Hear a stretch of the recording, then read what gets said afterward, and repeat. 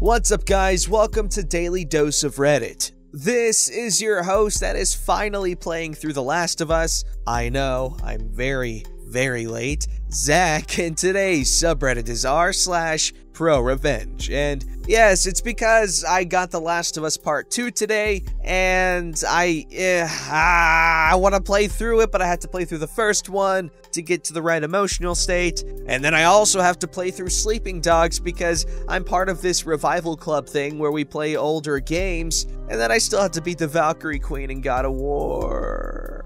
Alright, this story's called Manipulative, Power-Hungry Aunt Torments My Family for Years. Cost her $300,000. Dealt with my crappy, manipulative, prone to cruel treatment aunt all my life. Finally got revenge. Here are the players. There's myself, male, late 30s, my sister, 3 years younger, aunt, older sister to my mother, a single mom, adopted, no blood relation to my aunt, cousins, 3 total, 1 male, 2 female. I have good relationships with them now, mostly. My estranged father, who had been living several counties over, is pretty much out of the picture by the time my parents got their divorce when I was 9. Due to financial hardship, we were forced to live with my aunt, and the nightmare of a household we would soon find ourselves in. My aunt married into Georgia wealth, and you can figure out what that means on your own. She had 3 kids and eventually caught her husband having an affair. It's a huge scandal. She gets the house, the kids, and a fat payout from the family attorney. This is important because my aunt didn't do a damn thing in her life to earn her money, her house, her lifestyle, or basically anything. She was born poor along with my mom. Under her household, she was drunk with power. Years of therapy have allowed me to recognize that certain people, when in a position of power, get a perverse pleasure in ordering others to do their bidding. She was the strictest of authoritarians in every possible way you can imagine. Chores had to be completed by an exact, specific time. Vacuuming by 3:45 p.m., dishes by 3:55 p.m. Laundry days for my mother, us kids, were Tuesday and Thursday, 5:35 p.m. to 7:55 p.m. If it was still running, she would shut the power off for the 2 units. As we grew older, her own kids opted to stay with their father for full-time custody, and she had them on weekends. Even they couldn't stand her when she was in charge and in the house. As time passed, she got them less and less, opting for alternating weekends as high school activities took precedence over time with mother. For my sister and I, the large 6-bedroom house was not ours for the taking. My mom had to pay rent, as well as rent for 1 bedroom, as that was all she could afford on her salary. We had to share a bedroom until my 2nd year of high school. All the while, there was 1 spare unused bedroom available at all times. My aunt needed this for guests when they stayed over. Not 1 guest stayed there in the 10 years I was under that roof. Finally, the church we attended told my aunt to give up the spare bedroom so my sister can have her own room, as it was unhealthy for 2 teenagers sharing a room together like that. That infuriated my aunt because someone told her what to do in her own household. My sister and I got the brunt of her wrath. As my mom's salary was tapped out, my sister and I had to do extra chores like mowing the lawn, trimming the shrubs, cleaning the pool, which we could no longer use without her being outside watching us. My aunt's behavior was becoming more and more outrageous and disconnected from society. For example, she had always snapped her fingers when she wanted to get someone's attention, but it was getting far more frequent, and she would blow up into a tirade if either my sister or I didn't obey her. Her own kids tried repeatedly to tell her that the crap she was doing was wrong, but she wouldn't listen. Eventually, they wanted nothing to do with her outside of the home. She was a tyrant there. and repeated intervention to get her to see the folly of her ways would fall on deaf ears. I snapped. All through high school, I had no confidence as a person. I was weak-willed and growing ever distant from friends and society. I say this in all truthfulness and fear, that had circumstances continued the way they had been going, I could very well have taken a gun to myself, or worse, to others around me. I was that bad off. I had just graduated high school and started my first semester of community college. I'm 2 weeks into my classes, attending from home, when my aunt drops a bomb on me. "You owe me $100 for this month's rent, the same amount for next month's rent as well. It is the 27th after all. You're an adult now. You're out of high school and working now, so you need to pay rent." The fornication under consent of the king? I blew a freaking gasket as I yelled back. "You can't just suddenly decide to charge me rent just because you feel like it.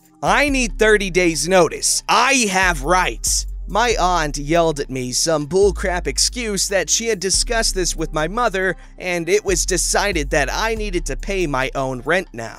In some miraculous backbone move, of which I still have no idea how I stood up to her, I yelled right back at her. "If I'm an adult, then treat me like one and talk to me about rental agreements. I'll start paying you rent in 30 days, starting the 1st. I turned my back to her and walked away with my fists balled tight. I was furious with anger, but I walked away. My aunt saw my fist from behind and screamed bloody murder that I was going to attack her. No, I wasn't. She snapped her fingers at me repeatedly on my tail to get my attention, but I didn't turn around. I needed to cool off and clear my head. As I turned the corner, she grabbed my wrist hard, yelling, "I'm not finished talking to you!" I threw my still balled-up fist forward, keeping with my stride to break her grip, as I hadn't stopped my momentum. This caused her grabbing arm to slam hard into the corner of the wall that I had just turned into. She screamed in pain, but I left the house and took off. The aftermath of that incident was that my aunt called the cops on me in an attempt to press charges. She was taken to the hospital and suffered a fractured wrist, and she was put in a cast or sling. I don't know, as I never saw it and never inquired further. Her story changed every time she told the cops what happened, while my story was spot on every time. I can still recall that moment down to the smell in the house, where I was facing, the working and non-working light bulbs, etc. Forever ingrained in me. I was kicked out of the house and I couldn't visit my sister or my mom there at the house again. Fine by me, as I didn't want to see my rude aunt ever again. I was happy to meet my mother and sister at the local diner or outlet. We could be ourselves there and not hostages in our own home. Years later, my mom wised up and got out of that cruel relationship with her sister and moved out on her own. She got a temporary nice place, invested wisely, and with help from the church, got help getting a place of her own. In 2009, after the housing crisis, she bought her own place that she could never have afforded on her own prior to the market crash.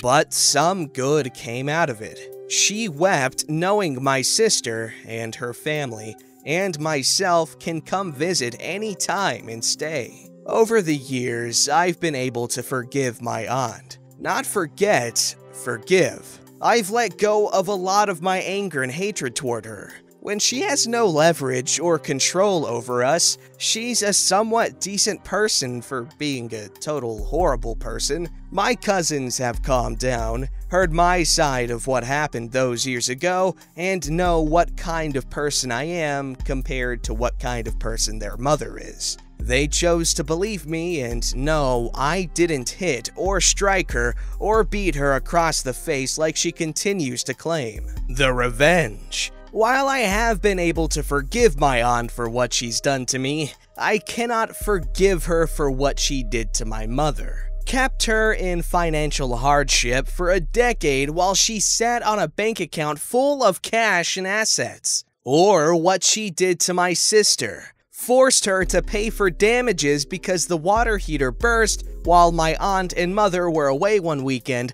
leaving my sister at home. She didn't discover the flooded rooms for hours. My aunt's reasoning? It was her responsibility to watch the house, not the responsibility of the homeowner to maintain or replace the water heater before it goes. Let's leave that upfront $5,000 financial burden before the flood insurance kicks in on a 16-year-old girl. I've had little to no contact with my aunt since I was kicked out of the house nearly 2 decades ago. But I do keep in constant contact with my cousins. While I'm not going to divulge what I do for a living, I can say that I work with and for the government. I've worked my ass off getting to where I'm at today. I'm known for being truthful, wise, and giving good advice when asked. Because of this, I often talk financially with my cousins, all of whom are money smart and are doing well for themselves. They often then relay this information to their scheming mother who has no mind for business and investments.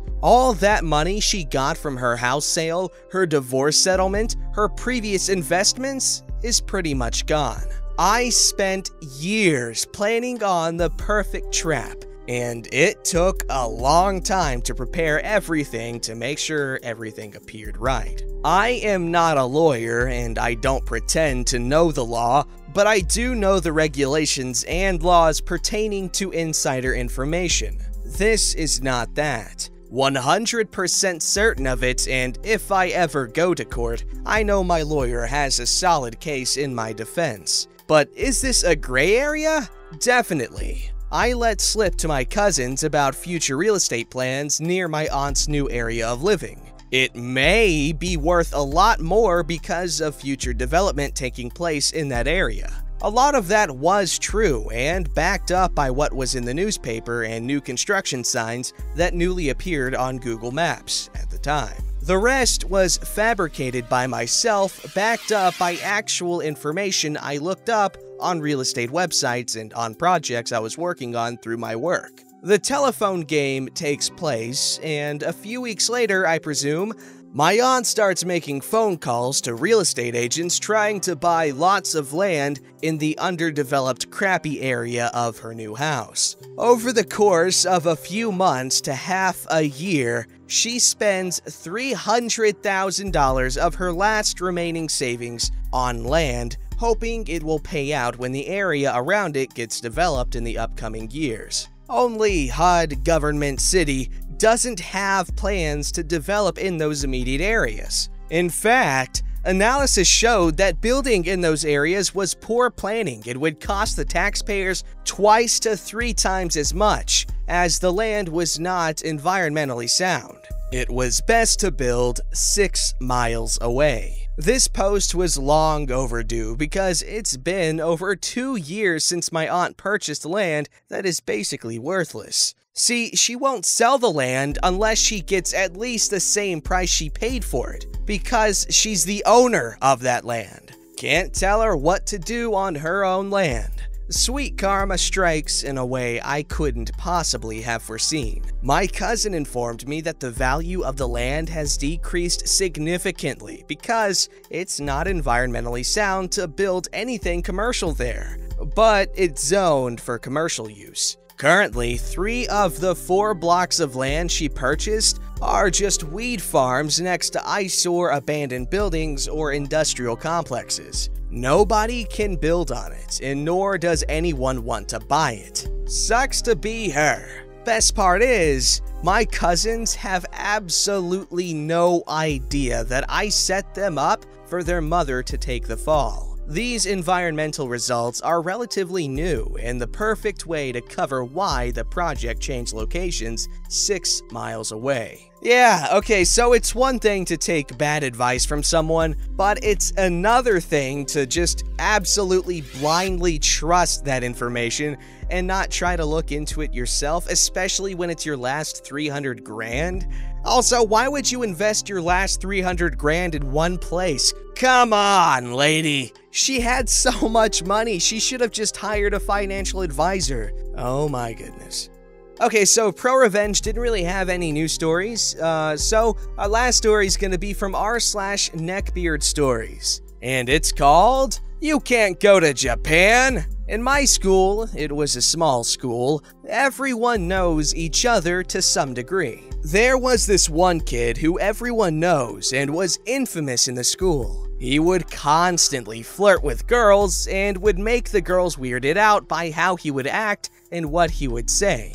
Do nice things and expect a blowy in return and other stuff like that. The only thing keeping me from calling him a neckbeard is the fact that he is really religious. He was a total weeb. He would always wear anime shirts. Some were legit hentai, read manga in the classroom, and took our high school Japanese class so he can watch anime without reading the subtitles. He failed the class because he didn't take it seriously. Ironic. The few times I was teamed up with him, we talked for a bit about anime in Japan and other stuff like that. But as soon as the conversation turned into anything that wasn't about anime or Japan, he would always respond with, I mean, I guess, to the few times I was teamed up with him for group projects. He told multiple different kids that he was Japanese when he was a pure Afghan, and would try to speak Japanese but would make himself look stupid. My school was an early college school, and since my school was linked up with a college, once a year during the summer, the school would have a study abroad trip to a different country for college credits, for 2 weeks for juniors going into their senior year. Some of the past countries were Spain, England, and Iceland. That year, the year I was in, the country on the list was Japan. When they announced the list to everyone, I wanted to go. You had to have requirements met in order for you to go on the trip, such as a certain GPA and cough up the money. Granted, the money you'd cough up would pay for the hotel rooms, travel, etc. So it was worth it. He also wanted to go, but instead of doing anything like trying to get a good grade, he'd skip class and stay in the hallway watching anime with no headphones on and blast Japanese music. Throughout the whole year, he wouldn't do anything. No helping out with the fundraiser or fundraising, not doing any work, not even giving in money from what I understand. The list of kids that were picked for going to Japan was selected, and I was on that list. I was ecstatic because I worked my ass off to get in and it paid off. But he wasn't on that list. When he found out he wasn't selected to go to Japan, he flipped out and had a temper tantrum about how he didn't get selected. He turned his anger on me and started yelling at the top of his lungs, "You can't go to Japan!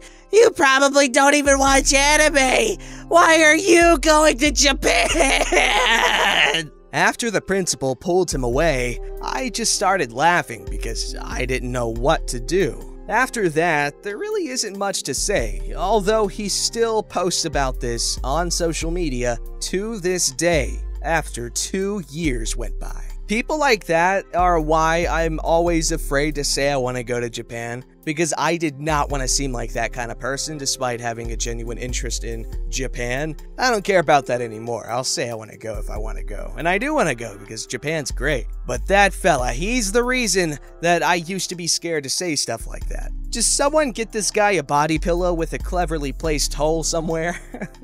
Don't forget to like, subscribe, and hit that bell to never miss an episode.